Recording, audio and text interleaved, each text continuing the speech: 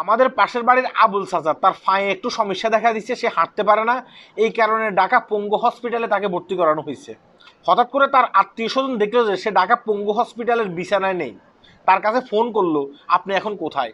সে বলল যে আমি টিএসসি চত্বরে আছি, সেখানে বড় পর্দায় খেলা দেখানো হচ্ছে, আমি খেলা দেখার জন্য এখানে আসছি।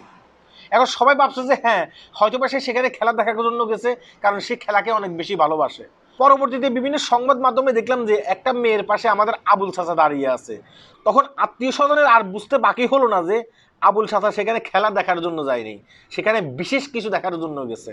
আর আমাদের বাংলাদেশের সাংবাদিকেরাও ঠিক আছে, যেখানে ক্যামেরা ধরার দরকার তারা সেখানে ক্যামেরা ধরে না, যেখানে ক্যামেরা ধরার প্রয়োজন নেই তারা সেখানে ক্যামেরা ধরে। বাংলাদেশে অনেক ঘটনা আছে যে ঘটনাগুলো পত্রিকাতে তুলে ধরার দরকার, বাংলাদেশের জনগণ জানার দরকার। তারা সেই সব খবরগুলো বাদ দিয়া তারা শুধুমাত্র এখন ঢাকা বিভিন্ন স্থানে যেখানে খেলা দেখানো হয় সেখানে যায়, সেখানে গিয়ে অনেক মেয়েদের সাক্ষাৎকার নেয়।